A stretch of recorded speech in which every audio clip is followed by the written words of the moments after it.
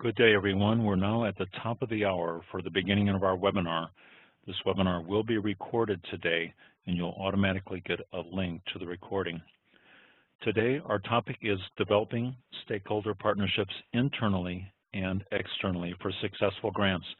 And today is March 29th, 2018. I'm your host for today's webinar, Mike Losecki.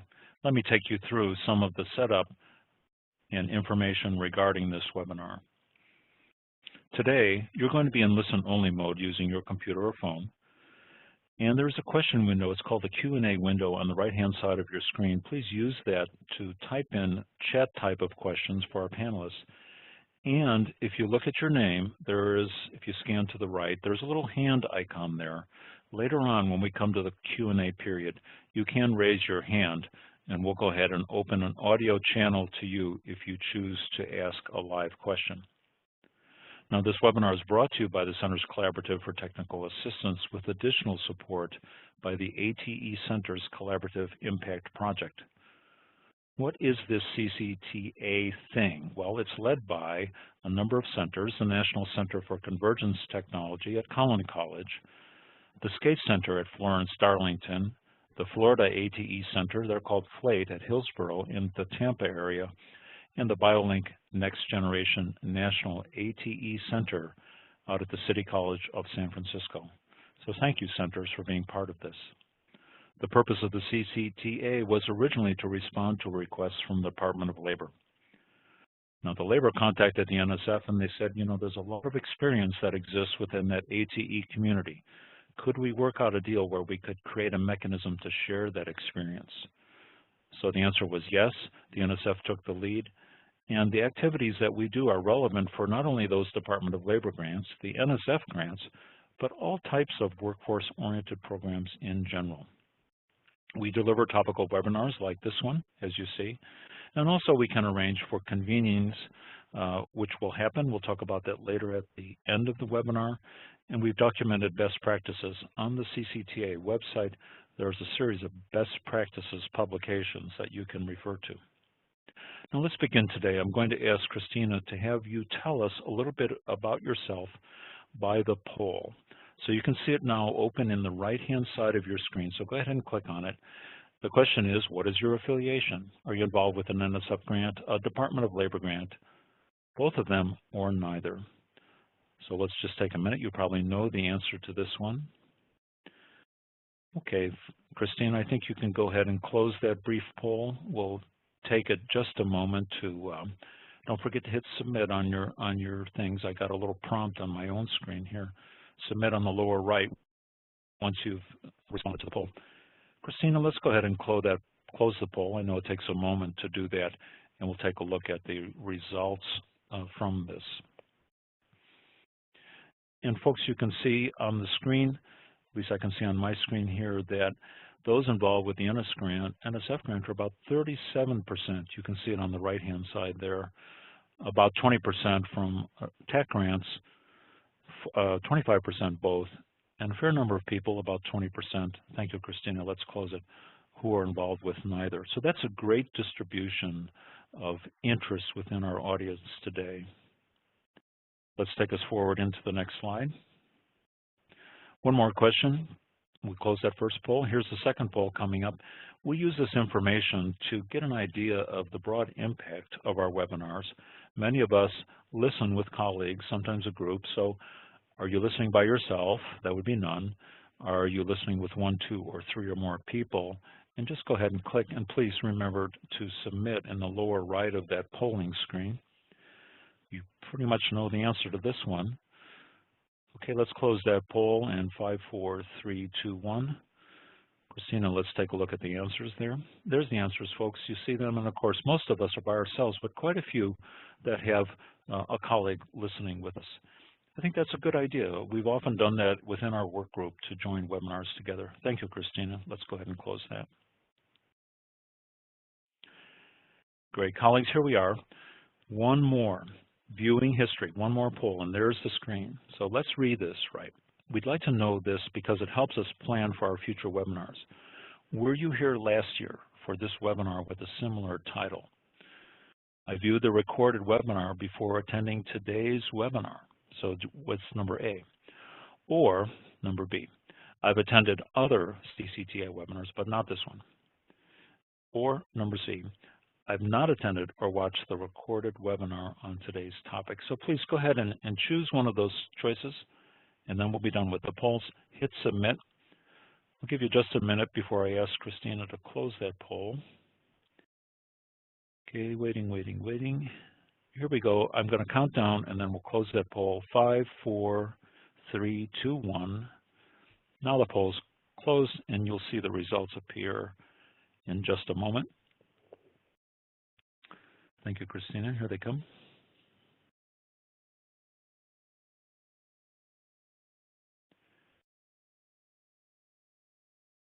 Okay, thank you, folks. We're just waiting just a moment for the polling. There they are. Thank you very much, Christina.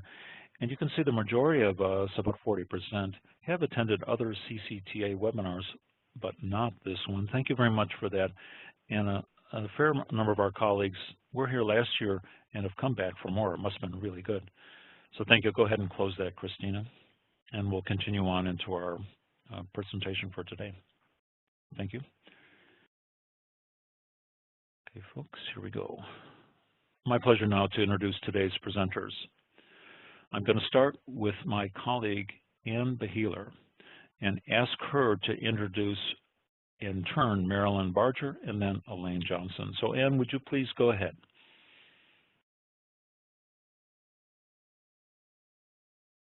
And I see you're still on mute.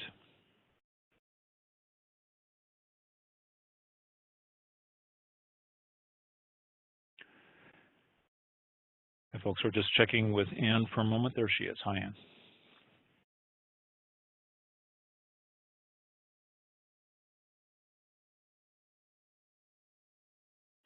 Ann, we're currently not hearing your audio feed.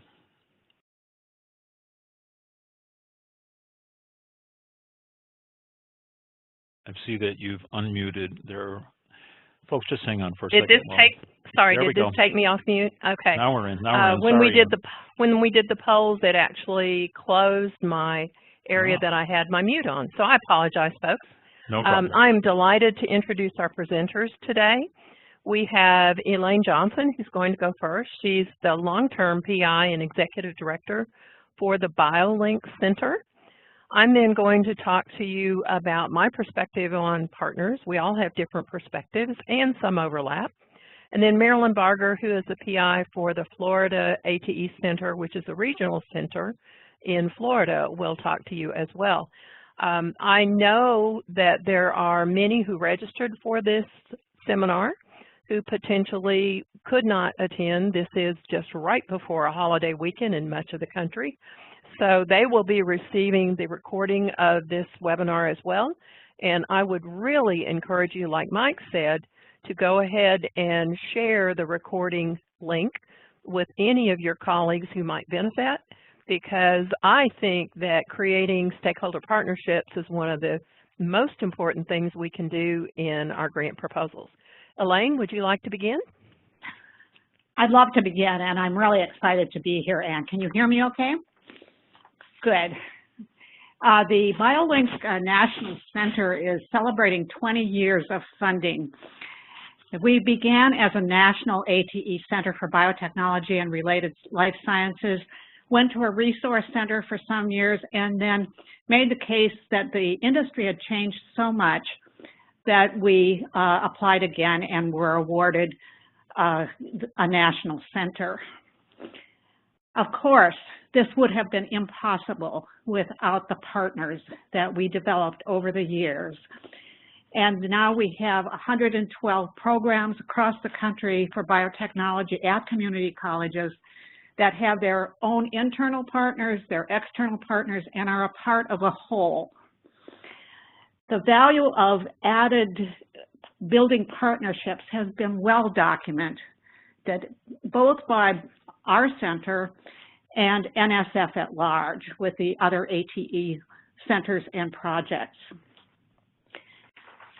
I want to call our attention today to the new ATE solicitation that was issued in 2017. And On this solicitation, there is a strong encouragement to develop partnerships. It's on the very first page, at the bottom of the first page of the solicitation, with even links to examples of partners that could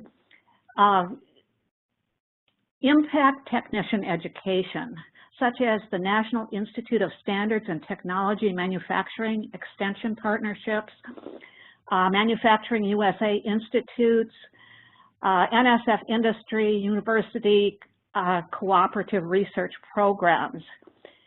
So it seems like there's real interest on the part of the National Science Foundation to identify partners that will really help this technician education and workforce development. We've also found that partners contribute to sustainability and provide balance and mutual benefits. In the next slide, we're going to review some key elements of partnerships. Each of the partners should have some alignment in the mission that they're working together on, with common values, like-minded goals, attention to outcomes, benefiting each other, not just looking to benefit oneself, a capacity to deliver, and a commitment. But in the next slide, we're going to look at how we find these partners. We know that industry is interested in hiring skilled technicians, but we can also know that there are trade organizations. There's seems like a real strong emphasis now on career pathways and articulation, both from K-12 through the community college and the universities. Another place where we can find good partners is to look for other ATE or TACT projects. There are a list of all the ATE awards that have been given and the years that they've been given on the NSF ATE website. It's a really nice place to go as you're preparing a proposal and see what other people have done and see if you align with them and if they would make a good partner. Also, scientific organizations, nonprofits, educational organizations, government agencies, certification boards, and foundations. In this graphic that you see here, there's a networking event going on with students, industry partners, career coaches, that students are developing their presentation skills. They had resume reviews, and the public was invited. So we have a nice venue for sharing and developing additional partnerships. In the next slide, we remind ourselves of some of the partnership characteristics. This is a real active piece. We engage in candid communication, listen to each other, make adjustments based on what we find is working or not. There's a very critical characteristic of appreciation that comes with partnerships. To appreciate the other side, the motivation, and the culture. Probably one of the very, very most important things is cultivating strong personal connections, since great partnerships are highly personal. And then to value those relationships and acknowledge them and contribute to the measurable outcomes. In the next slide, I'm going to just provide an example of something that happened this past year that has moved one of the portions of what we've been doing for the last 20 years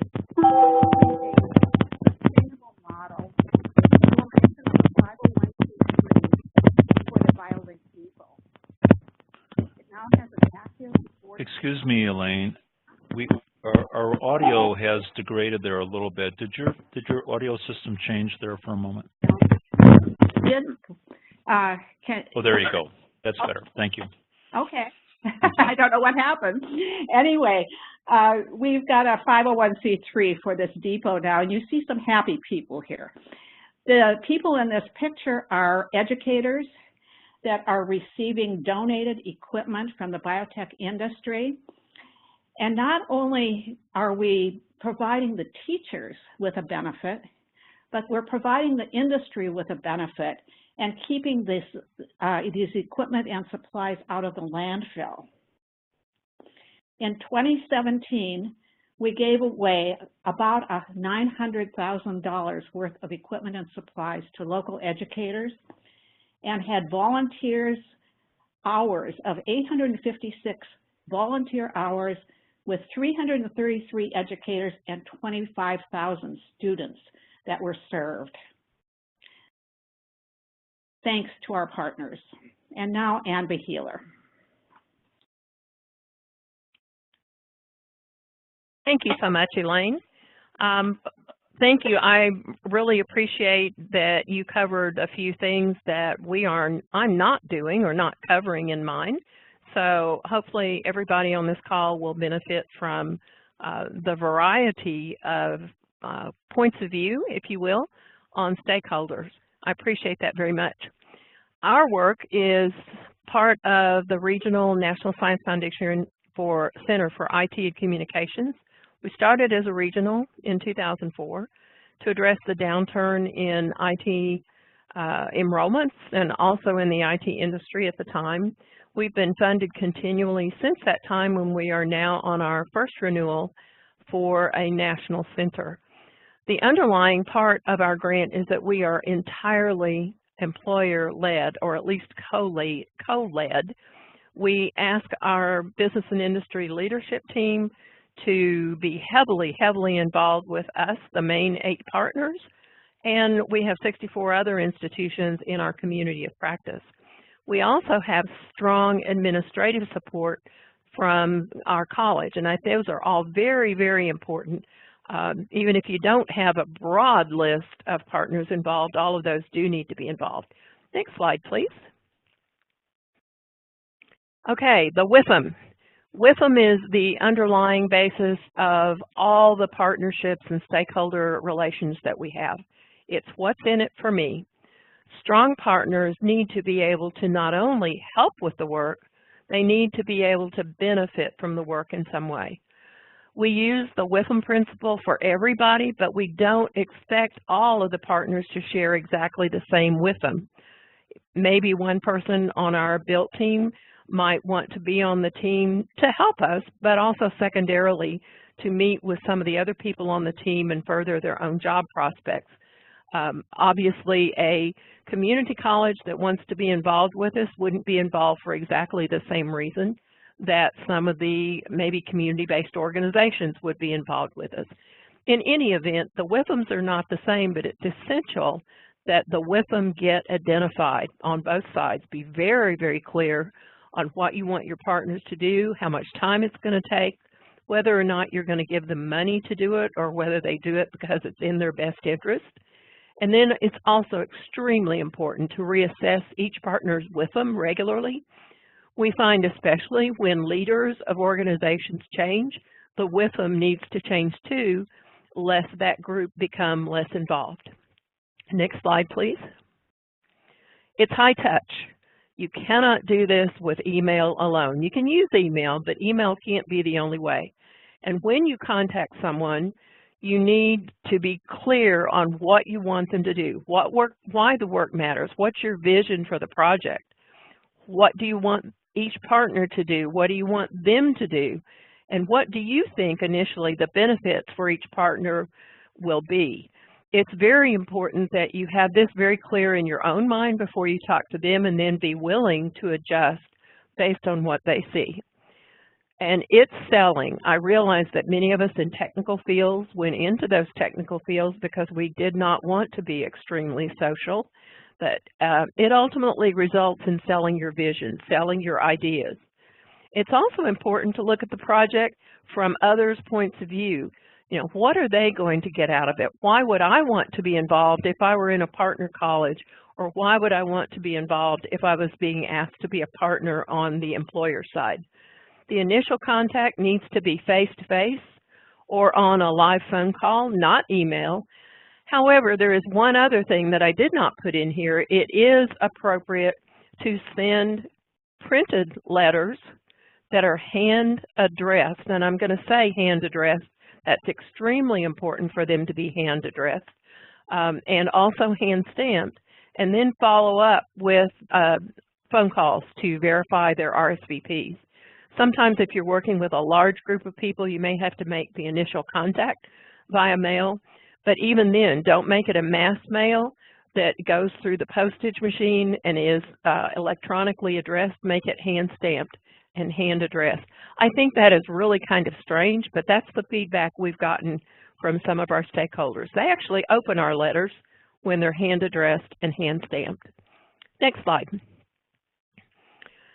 Who would you target? I would start with your own administration. It's very, very important that your administrative leadership within your college not only know what you're doing, but support that your program is going to benefit the college and will align with the college's strategic mission. The projects that have trouble getting approved and also have trouble in their implementation, it's been my experience that oftentimes one of the problems is that the administration's not involved. The project may have been created very nicely with a grant organization using the faculty member's idea, but if it's not supported on an administrative level, it's extremely difficult to make it work. Recognition for the college is important. I know my president at my college puts the fact that we're the home of the National Convergence Technology Center on just about every mailing piece that he has, every advertising piece that he has. And how is the college going to save money as a result of being on the project?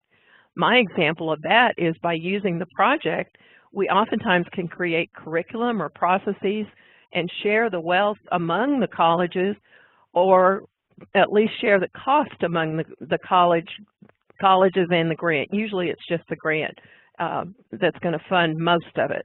Not always, but sometimes we share with each other other things that we're doing that are not specifically grant funded.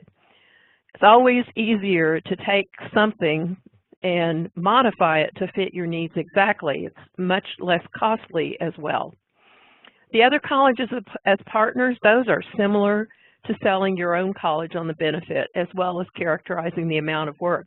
If I'm asking another college to be a partner with me, I need to be able to tell them what I'm expecting of them and actually follow up once we get awarded the grant, follow up with an MOU that specifically says what money they're going to get and what they're expected to do. The employers and the graduates are extremely important, and that's our business and industry leadership team. We have to have their commitments so that we can align curriculum with what they need and ensure that these folks are going to get a job. Next slide. So with respect to the built, again, employers co-lead our work. We use a structured process that strongly engages them in identifying the knowledge, skills, and abilities they want graduates to hold 12 to 36 months in the future. And then there's several other opportunities they have once they do the KSA analysis and participate in the web meetings that we have pretty regularly. We have 4 meetings a year, and one of them is face-to-face that analyzes the KSAs, the knowledge, skills, and abilities, and updates them annually. 3 of them are virtual over web meetings. And in fact, on those meetings, it's very important because we get their trends and we're able to update where they think we ought to be on the fly as we go. Next slide. We do need to validate their needs and align it with the project initiative. It's going to be very important in a proposal for an NSF-ATE grant that you have high business engagement and have high commitment from them that they will help you with your work. And there is a way to put in a commitment letter from these employers.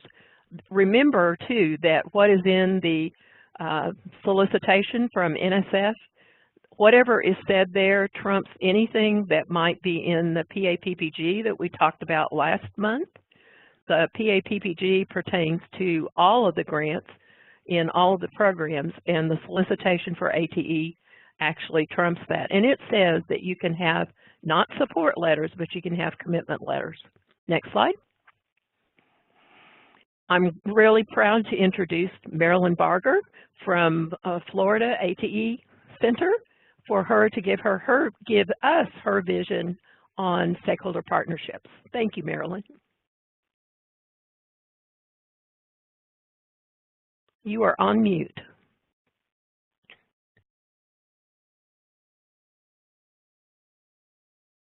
We seem to be having trouble getting off mute today. Oh, there we go. Okay. Am I off? Thanks. Can you hear me? Can you hear me? No? Yes, Marilyn. Yes. Yes. Oh, sorry, I had just gone on mute. Thank you. Sorry for the hiccup there. So I'm the executive director. I'm Marilyn Barger, the executive director of FLATE, a regional center for the NSF ATE program. We're housed at Hillsborough Community College in Tampa, Florida, so in the middle of the West Coast on the Gulf of Mexico. And our focus has always been to support the manufacturing sector in our state with providing them with the best technicians we could make out of the 2-year programs to meet their needs. All right, Mike, next slide.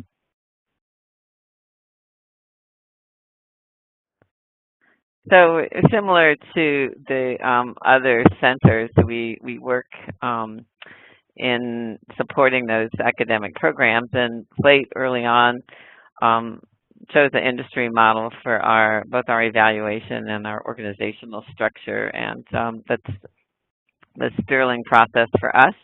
And it makes us do some of the things in an organized fashion that you heard the other two PIs and center directors address moments ago. And that is to always evaluate the work that you're about ready to engage in terms of your goals and objectives or your mission and your vision, however you can best attack that to make sure that what you do is aligned to what you want to do and what you've, in our case, promised the National Science Foundation that you would work to achieve. So some of the questions we ask, getting down from the nitty-gritty at what we call our activity level, is first of all, you heard this before, can it be measured? Can something be measured? Does it support our partners' goals? How will we measure it, and what is it that we will measure? So always looking for some impact as we even begin to think about partnerships and our other activities as well, but we'll stick to the partnerships today. Next slide, Mike.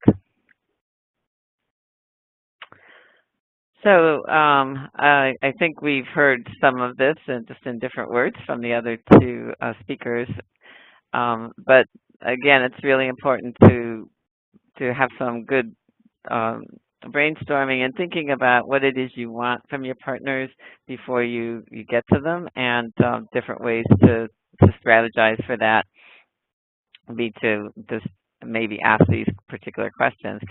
Will it produce this partnership, for whatever it is, industry, academic, another institution or organization? Are they capable of helping you produce the desired impact? Will you have these measurable outcomes when you get done, and will they be able to contribute to that? Will it lead to some mutual efficiency? Always good to get more for less. Seems like I get more for more sometimes, but you're always striving to get that. Strengthen all partners. Will you be a stronger organization because of the partnerships? Does it foster innovation, like thinking outside of the box? Does it help to work with our partners on that? And does it ultimately lead to collaborations? Next slide. So I think this is a little bit redundant, for probably the most redundant of the other two speakers, but we'll run through these.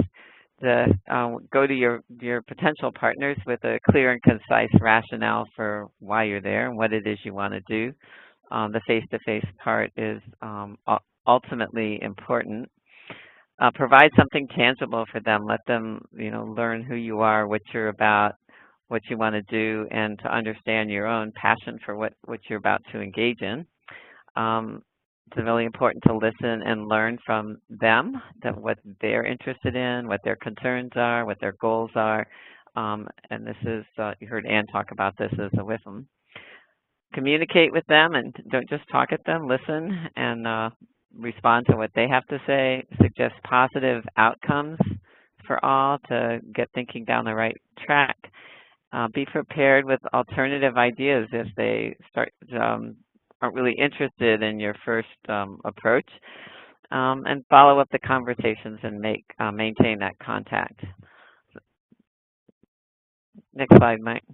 So it's important to think of this as building relationships, not just a partnership that is just a partner for very specific things, that you are really engaging in your new colleagues to pursue common goals, and that you want to build a relationship with them. The more you get to know the organization or the individuals, the more you may find in common that can support both of your goals. So here's a small laundry list of some of the educational partners that we engage with. Because we're a state-centric center, we have a very close partnership with the CTE division, the Career and Technical Education division in our Florida Department of Education. A couple other sub-agencies in there as well. We're very attuned to and aligned with industry credentials. We have very close partnerships with many of those in the manufacturing sector.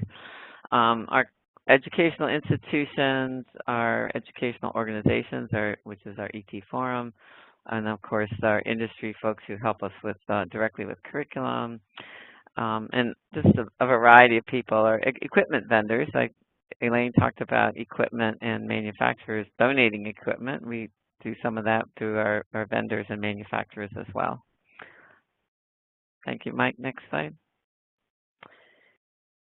And so I'm going to talk about one example. You heard the industry organization, the BILT from Ann, and then also the equipment exchange from Elaine. And I'm going to talk about what one of our structured, or at least ill-structured partnerships and system of partners that we've developed with respect to supporting Manufacturing Day in the state of Florida.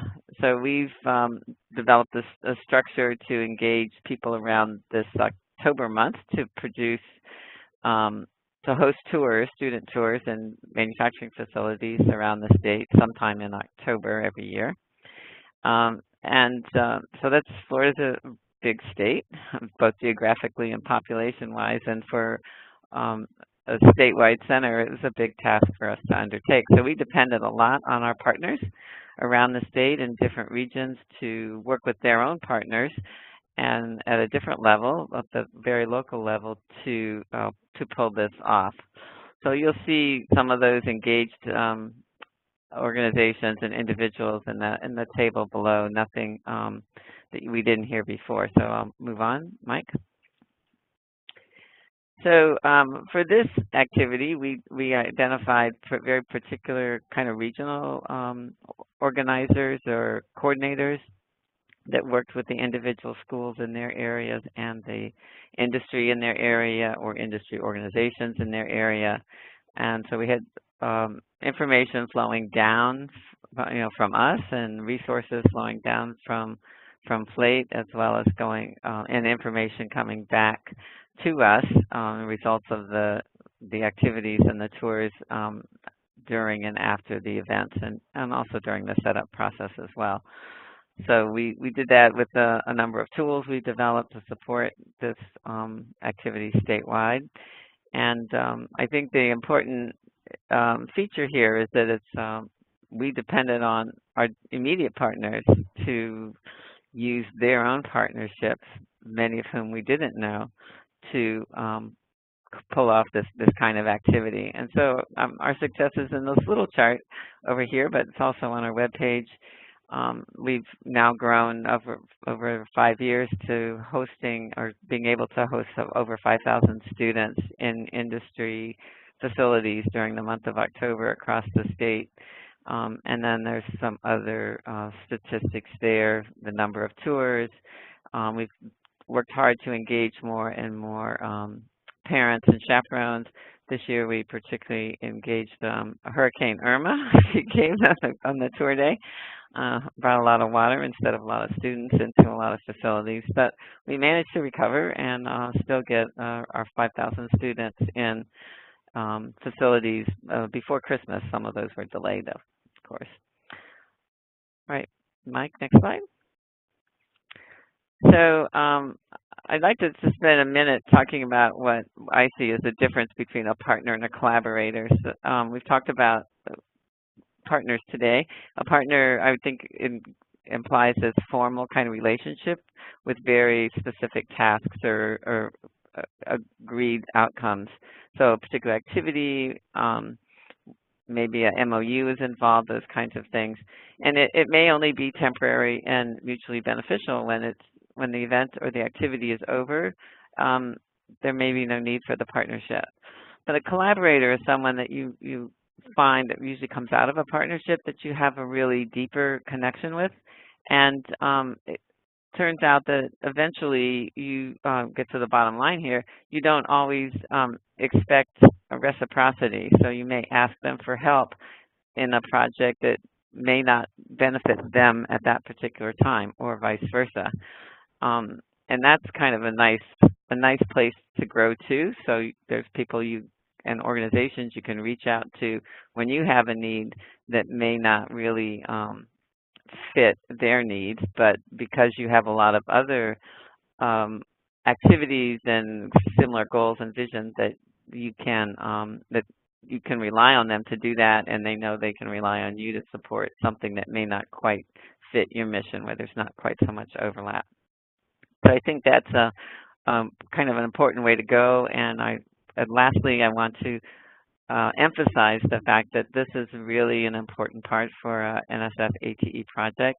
It's the only way you can really produce good impact, and it's also one of the most fun parts of the grant activities that you do is getting to know people who have similar visions and missions to yourself and your own project, and interacting with them. So I think that's my last slide. I'm done. Thank you, Marilyn and Anne and Elaine, for those short presentations. Colleagues, you see we designed 10 minutes for each of our 3 panelists, and they were right on time, to give you their perspectives on these partnerships. And now it's your opportunity to ask questions. Several of you have sent them in by email. There's a number of questions in the Q&A box. And in a moment, we'll turn and ask those of you that wish to raise their hand if you'd like to be called on. And you can decline, of course, to ask the question via live audio as well. So please use that Q&A window. I'm going to start now with Marilyn, since you just finished. Marilyn, you said it's sort of fun to do this, but it also can be nerve-wracking, especially if you're unsure who to contact, how to start a partnership or a collaboration. I like that distinction that you made on that slide, partnerships and collaboration. So when you approach somebody new, let's suppose there's an aerospace company down in your Tampa area, what do? You go into Google and you find somebody and you try to call them, or do you use an intermediary? How do you make that first contact? I say all of the above. I think sometimes if it's an important new big company, aerospace, I presume would be big, that kind of cold call might happen, or because they're big, there could be a lot of media and events that would be there, would be happening in the community to celebrate their coming to town, kind of thing, and that would be a good opportunity to introduce yourself in that environment. That might be the facilitated kind of introduction that you mentioned, where you put yourself make sure you can put yourself in a position a place where they will actually be So I think you just have to go and, as Ann said, sell yourself and your program and what it is you have to offer, and the kinds of students you know, the program that you have and the skill sets that your students have. I think that's the main thing we're trying to sell to them at first, and then move on from there. You know, I think you're right. There's this concept of a cold call, right? And it makes everybody nervous that they won't take my call or I'll be embarrassed. But it turns out, I think, that people are quite willing to talk to you, or at least suggest who you might approach in the company. So I would say pick up the phone. That probably works. Could I jump in on that too? Absolutely. This is not personal. If they don't take your call, first of all, you may be talking to the wrong person and you need to network and figure out who to talk to. Secondly, I often will try to reach someone and they're extremely busy. That's actually the kind of person you want to work with. But I will talk to their assistant, anybody who will answer the phone. I'll talk to them and basically pitch what I'm wanting. Sometimes the assistant will be aware enough of what's going on in the organization to be able to say, well, the person you're trying to contact really isn't the right person, but here's the person who is, and here's their contact info. Sure. So I've had success with that as well. I've talked to a lot of administrative assistants and actually gotten to the right person. Oh, and by the way, when I call that right person, I certainly dropped that so-and-so in so-and-so's office told me to call them, and it usually results in good results. That sounds like a good strategy, Ann. You know, Ann, I have a second question that's come in that I'd like to address. Go ahead, Elaine, and then I'll go to Ann again. We started out by making cold calls, and we also work with our local trade organization, and they have an educational arm, and they're in touch with all of the different companies. So that's a really good strategy, and it's worked very well for us. They have that personal contact, and they also have meetings where they have networking events. And then the Chamber of Commerce and Economic Development in areas where there's strong industry is also a good strategy.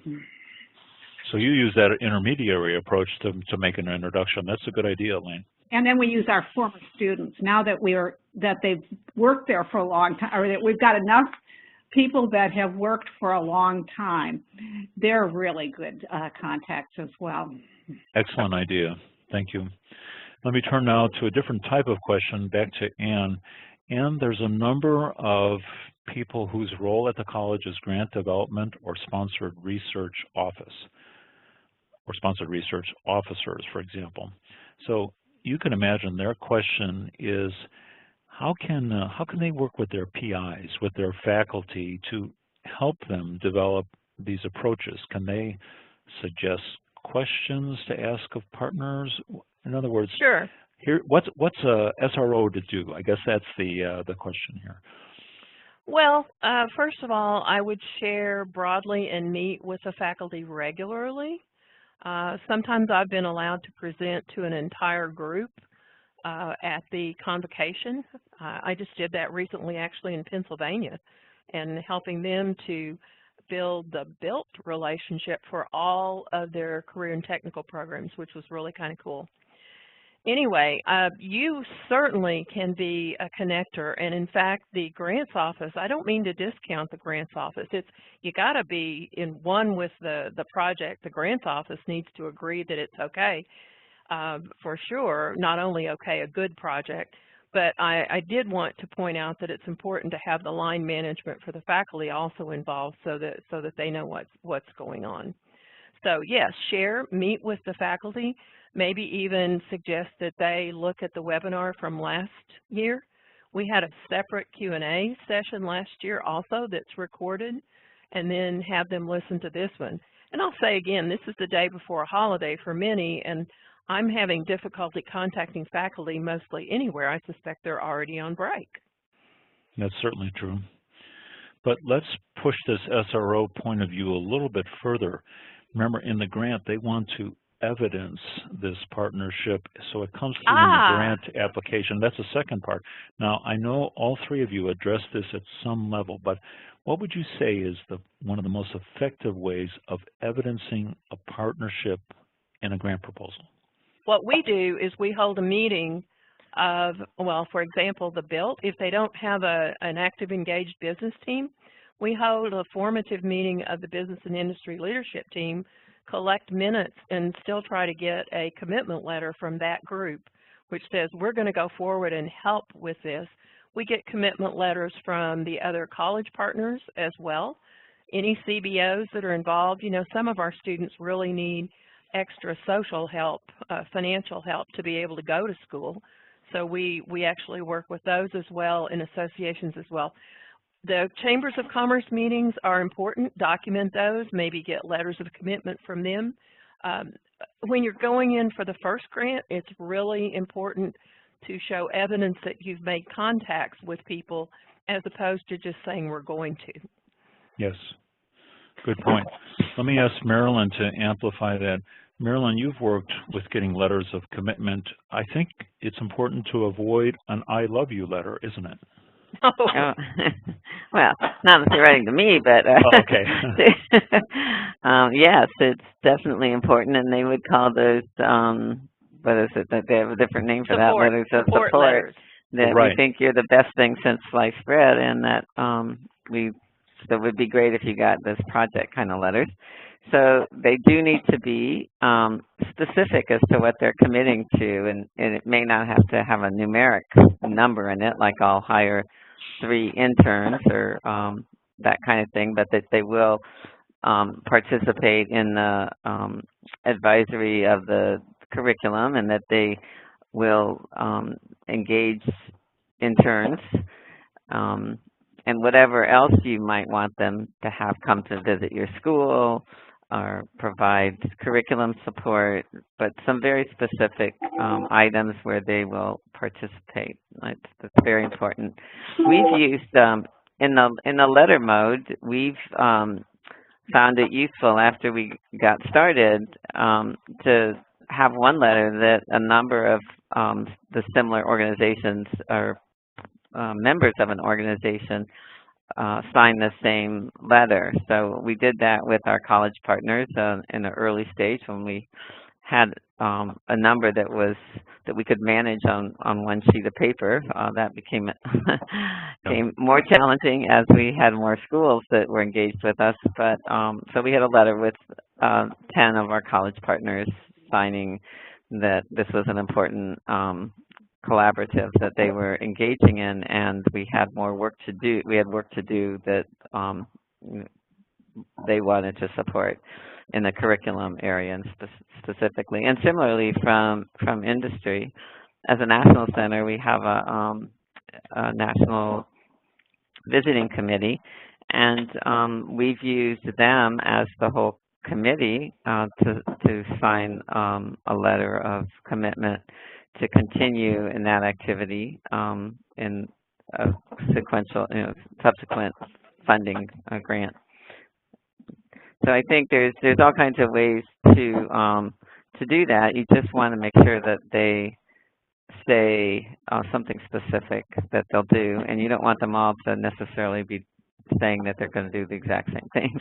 Well, and they shouldn't. They shouldn't say that, really. Right. Yeah. Can I make a comment as well? Absolutely, Elaine. I think that what we can get from the sponsored research office are data and evidence of the numbers of students enrolled in programs, the number of graduates, the number of certificates. Sometimes we can get the number of those that actually were employed as a result of going through the program, and then match that with labor market analysis, looking at need versus supply. That's an excellent idea, Elaine, because then you're talking the same language with your partners then. We are, and we've had some big challenges in this area because we've had a lot of the biotech companies only wanting to hire people with bachelor's or higher. And we've gone to the extreme of working with our state and labor market to look at job announcements and look at the skills required, look at what is actually asked for in the job descriptions as opposed to the degree. And that's made a big difference, and it's shifting now. And also the other thing that we can get from our the data at the colleges are the demographics of the students, and the industry is really looking to diversify its workforce. Good point. Good point. Folks, let me just mention that you can ask your questions in the Q&A window, and in just a moment we're going to see if anyone would like to ask a live question. I'll relay a comment that came in, and you were saying that sometimes the people that you want to get are busy, but of course they're the right people. And one of our colleagues online said that they recently tried contacting possible partners for the grant they're writing. And it's true, it's sometimes tough to get them to get back to you, but they tend to be the valuable busy ones, don't they? They do, true. And I didn't mean to say that I always reached the wrong person, but if it turned out that the admin agreed that they were the right person, that because I characterized what I needed. If I'm going after a business person to be committed to our work, I want someone who is technically knowledgeable. I want them to either be the current worker in that sort of position or a first-line manager or a higher level person who is also still technical and planning strategies for their company. Either of those three and all of those three will work. So sometimes it works to get the admin to refer you to something else who then refers you back to the person you called in the first place. Sure. You know, it's all relationships, and I know we've all said that it's relationships. This is not a flash in the pan, have a quick connection and move on. Some of the people that I work with on our built team, for example, I've worked with since 2003. Some of the people that I work with in colleges, they've been partners with us, actually since even before then in small projects. So it is a long-term relationship, but I guess the point that I wanted to try to make was along the way you have to readjust the WIFM as personnel change and needs change. Excellent point. Now folks, we're going to pause for just a minute. I'm going to change screens here. I hope I hit the right button, and take a look and see if there are folks that would like to add an audio question. Excuse me why that screen changed there. Remember, to do so, folks, all you have to do is raise your hand, and that's in the lower right of your screen by your name. Let me ask Christina, Becky Spray has her hand up. I'm not sure she would like to ask an audio question. Can you open that line? Let's see if Becky would like to ask a question.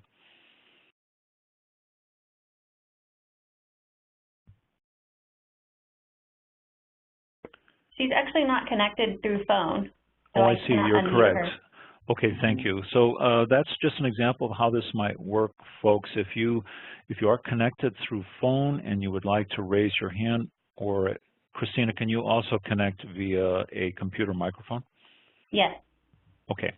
So just go ahead and raise your hand, and if you are connected, excuse me while I'm just changing that screen again, we'll take your question live. In the meantime, I'm going to turn now to money. Everyone's interested in this. Elaine, I'm going to start with you. A question came into the chat. You mentioned starting up am I correct, a 501c3 foundation to manage some of this. Did you do that? We did not do it on our own. This was a definite industry-driven piece. It was an industry person who thought this was the best idea ever. The industry, in this case, did not want educators to come to their warehouses. We had originally set it up so that there would be a virtual connection, that the industry would say what is available and the teachers would go and get it.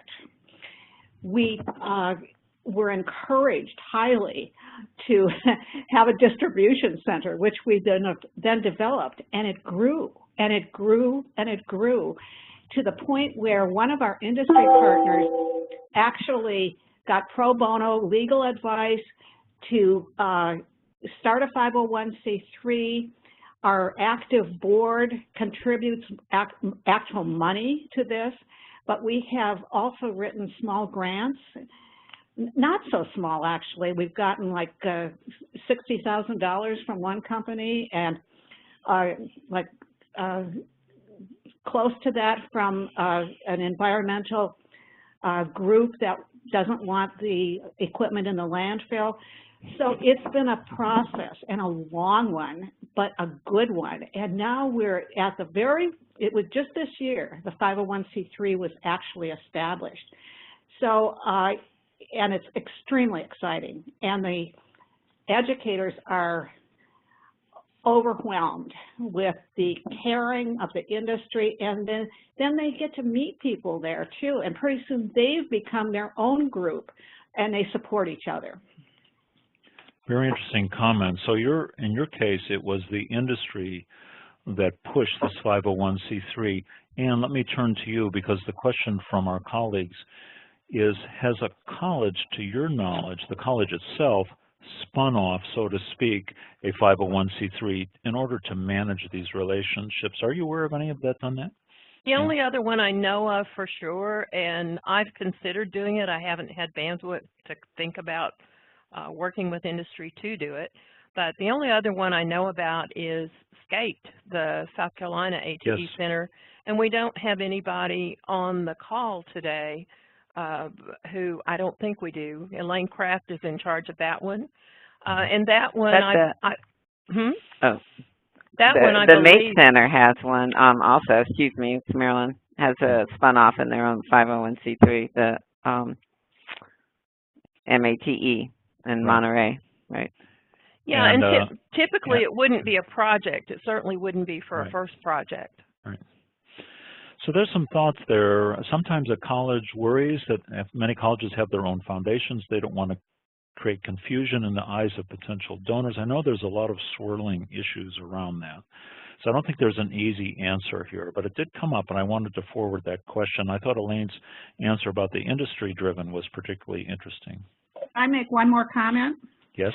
We had a community college in Minnesota that had a program in biotech, and the college closed the program, and the students took on the formation of a 501c3, which is a very different model, but it was, and it's become very successful, and they're working with their industry, and now we've got administrators at colleges working with the BioWise group in Minnesota, and it was started by students. Excellent. So now let me continue our discussion here, and here's a really interesting question. It turns out it's directed towards Maryland, since she had a lot of evidence of industry partnerships, and Elaine, of course, too, but this one came in for Maryland. And here's how it's phrased, Maryland. It says, I'm a little worried because industry tends to make decisions and act immediately. They act now. That's not always the case with academics. Marilyn, how do you manage that balance? And then we'll ask you the same thing, Ann. But let's start with Marilyn. How do you deal with that? How do you manage their expectations? I suppose that's the real question here. Yeah, so that is an interesting question, and I think there's different situations. If you ask them, to do something, to come to an event, come to a classroom, to do something like that, they want a fair amount of lead time to quote prepare and that kind of thing. So but if they want something in their workforce to do with curriculum or a particular new course or a particular new topic, they want it like yesterday, or they want to take your graduates yesterday before they're finished with their their program, which is, I think, is a problem. So so of course I work with the program here at HEC, and we have a pretty strong policy about making sure they stay in school. They keep their students in school and work with the company around a schedule that will allow for that if it's a hiring situation. So we have a pretty flexible schedule for classes that can typically accommodate them in that respect. If they want something new in the program, a new skill set, like yesterday, that is a challenging thing for us to integrate, because we have our own processes in the education system, which are under the umbrella of all of our accreditation things. So we do try hard to introduce those through maybe a symposium or a special topics class while we get our act together to make sure we can add it into a program. Or we may go through the corporate training kind of area, the non-credit side of the house, to put a course together that meets the needs of industry, because that doesn't have that accreditation piece and curriculum process that we have for the academic side. So we've not run into too many problems once we learned what fast meant for them. How Yes, soon was yes. soon. Yes. Sometimes you have to feel that out. Their urgency sometimes is not quite as urgent as tomorrow, and they're willing to work with you to get something up in the, in a month's time or a couple of weeks' time, whatever that is. I think you have to spend some time really figuring that out, listening to them, and asking a lot of questions to be sure what the immediacy of the need might be if it's a workforce issue. Good. And let's ask you to respond to that NOW issue, managing that expectation. Yeah. Well, it's facilitating the building of the relationship so that we understand. I used to, by the way, say that they would lead our work. In fact, I noticed it was still on one of my slides. They actually co-lead our work, and I set it up like that because at one of our KSA analyses, the businesses ended up wanting enough content that would easily take 90 semester hours. Now, I don't know about your community college, but there's no way we can do that. So I think it's making them aware of what we can do and what we can't do, and basically working with them one-on-one or working with them one to a small group to address any kind of immediate needs. I will also say that NSF grants fund credit programs, but the curriculum that gets created can definitely be made available to the contract or continuing ed side of the house, and sometimes they're better able to respond quickly and maybe customize what you've already created, and we work integrally with them and suggest our other partners, other college partners, work with the contract and continuing ed people too to help address some of those needs. So it's a combination of things. Good. Thank you. Thank you very much. Now, I'll just remind Christina, if you don't mind keeping an eye on that raising the hand audio. If someone asks a audio-related question, please interrupt. Let's go ahead and turn back to Elaine. Elaine, sometimes it seems easier to achieve relationships at the top level of an organization instead of the boots on the ground level, or what have you experienced in that way? Oh, that's a toughie. I think that it depends on how large the organization is.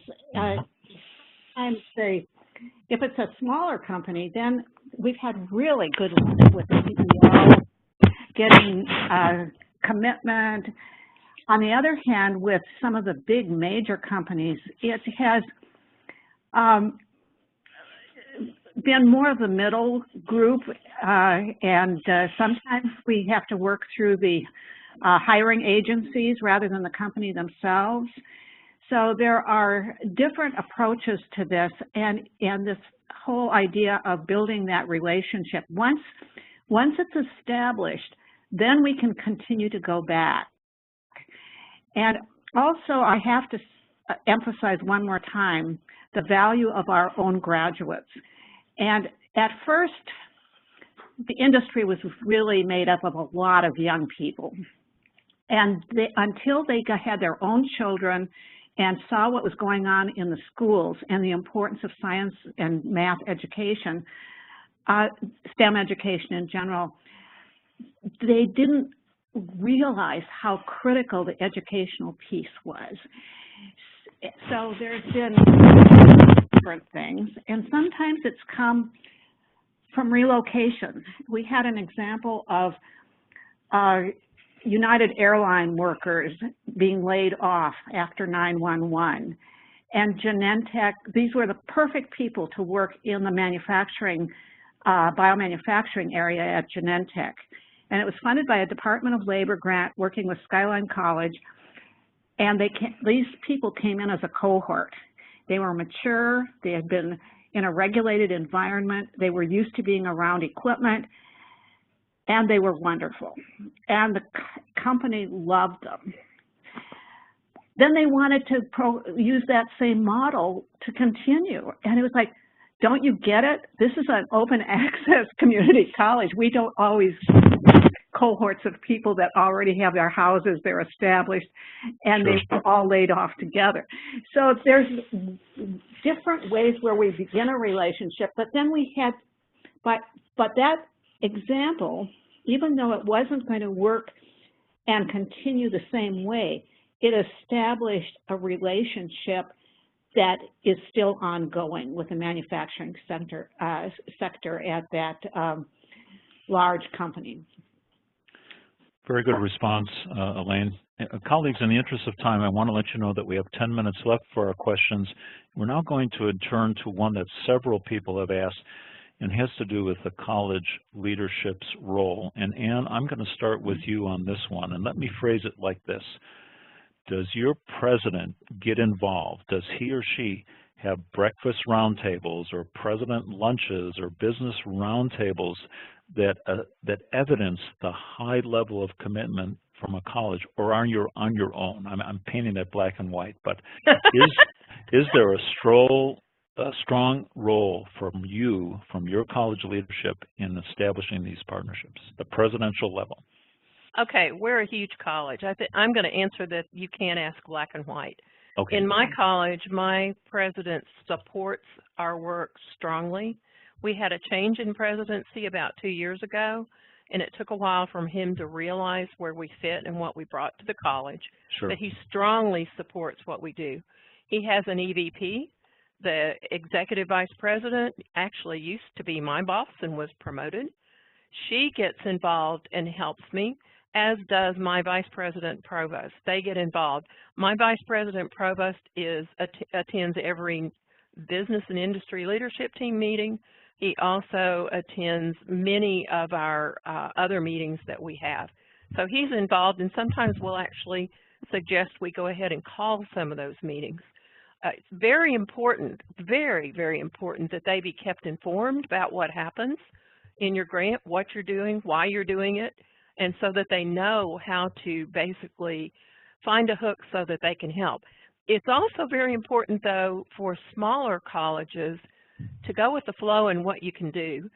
I find that sometimes we have problems when the president goes to an event and thinks, oh, let's write a grant. This will be great. This is wonderful. But then maybe they don't even get the faculty involved. They think they're going to basically operate on the voluntold principle. Right. I'll tell you, that doesn't work. No way does that work. So if you're dealing with a partner on the presidential level for a smaller college, really suggest they move down and put some faculty on the team as well. So it's not a black and white. Very often in smaller colleges, the presidents will convene groups. And the bigger the college gets, the more distributed that sort of thing gets. That's a good point. What about you, Marilyn, down in Hillsborough? I recall you've got a good relationship with your upline at the presidential and so on level. Has that worked? Are they really involved? I guess that's the answer is gray. We're also a very large college. We have 6 large campuses and another one on the planning block. So we have a college president, and we also have a campus president, and the campus president is and has always been the most involved. Now they work closely together. There are 6 campus presidents with the college president, but that's the structure that we have, and that's my easy access to college leadership and input. The good news is that my campus president has always been very pro-workforce programs, and so been very strong supporters, and does attend our activities, events, our meetings with industry, all of the above, as does the intermediate level on the campus, which is our 2 deans that support the academic parts of the campus. So I feel pretty like they're not it's important to keep them in tune, but I think this is probably true for the 3 of us. It was different in the beginning, how much time we spent talking to them what we did and trying to explain what the grant program was about and all of the things that we do. I think that's become part of the culture at the college, and so it's a little different than a new Yes. grant. So we don't always see that support. We know that it's there. I know I can call anytime and all of those things, but it's not. It's just part of. We're just part of the college and part of the campus. I would say. Okay. Good. Now let's turn that same question for a brief response from Elaine. Elaine, there's been a number of changes in your administration there at City College of San Francisco as there was for Elaine's. How have you managed that high-level administrative relationship? And make your answer somewhat brief. Well, I've been given the new chancellor a very high profile, and I'm a member of other groups in the city, and I've invited him to come and speak and talk about the relationship that we have with the, in this case, the University of California, San Francisco, which is a place where we have a lot of interns. So he came to the community advisory group meeting, made a presentation. He's been out in the community, and he's very excited about diversifying the workforce, and he's committed to that, and he delivered them that message, and I gave him the credit for it. Cool. Excellent response. All right, colleagues, now looking at our time, we're now going to turn to each of our three presenters for one final question. It's going to be the same question, and it's really a theme that's resonated throughout our presentation today. We'll use Anne's terminology of what's in it for me. So now, Anne, we'll start with you. We'll say there's a new partner that you want to approach, and you say, look, here's the most important thing you're going to get out of this. What do you say?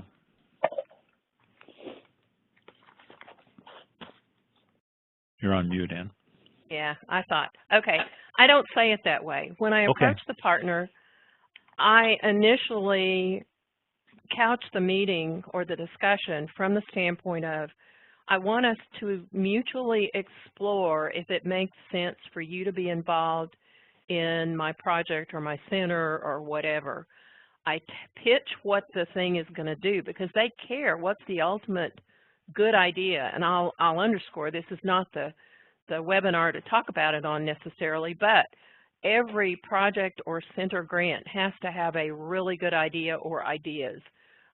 That's the foundation of the proposal. So I pitch that to them. I also pitch them the various roles that I see, and we have a dialogue to see what they want to do. And then we kind of negotiate down to something, which may in some cases be we just don't have the bandwidth to do it. And at that point I say, thank you very much. May I put you on my list so that I can keep you informed about what we do, because sometimes their bandwidth changes, sometimes they have new employees, and that helps. So you think it out together, what's going to, what you both see as the mutual benefits and goals. That's cool. Yes. Excellent. But then if they become a partner, we document it in an MOU, and it's casting concrete against, not exactly concrete, soft concrete, because we can change it a little bit, but we cast it so that they really have to pay attention to their statement of work, and that goes along with the money that they get. Excellent. Let's turn that question to Elaine. Elaine, we have 1 minute for you. So now you're going to approach a new partner in your biotech program there, and you're going to say, look, I see this is the principal benefit of you working with us. What do you say? The preparation of skilled technicians, and their part in it that I would ask for is that they participate in providing job shadowing, internships, and on our side we would make that happen and work together with them, and so we would both benefit. That's an excellent response. A lot of interest in apprenticeships, job shadowing, internships, so that's a good response. Thank you.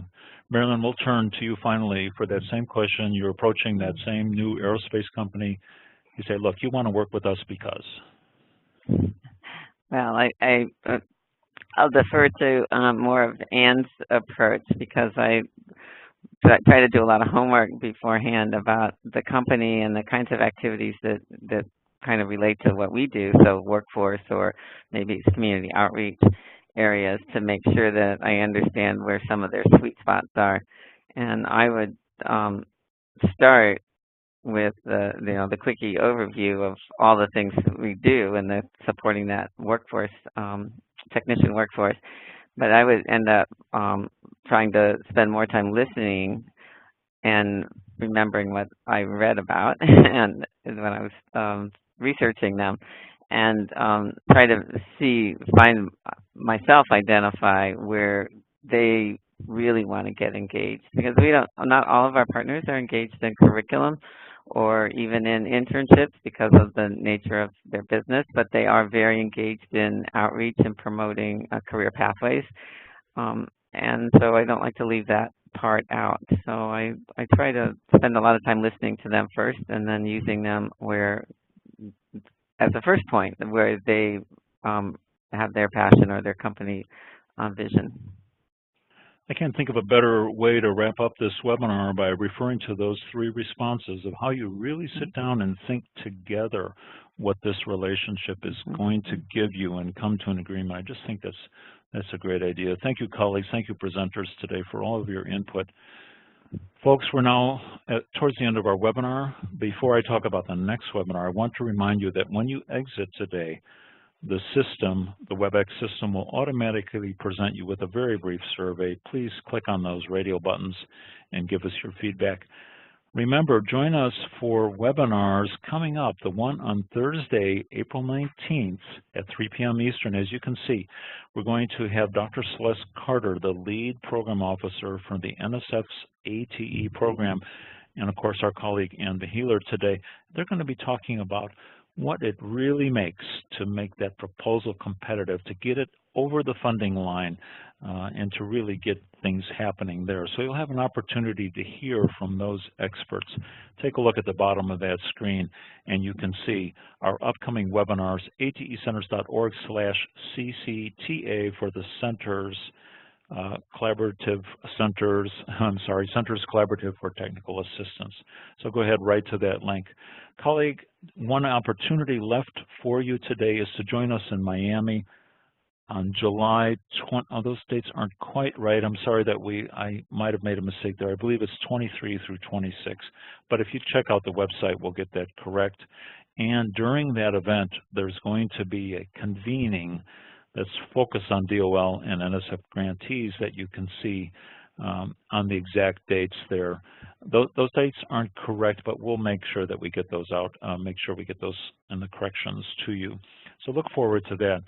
Colleagues, this officially ends our webinar for today. There's the contact information for our expert panelists, Elaine Johnson, Marilyn Barger, and Ann Beheeler. Thank you very much, panelists, for your time and effort today. Friends, look forward to the recording and the slides that will be coming to you automatically, and as you exit today, please click on that survey. Thank you again. Goodbye, panelists. I'm going on to mute, and Christina is closing the recording. Thanks, everyone.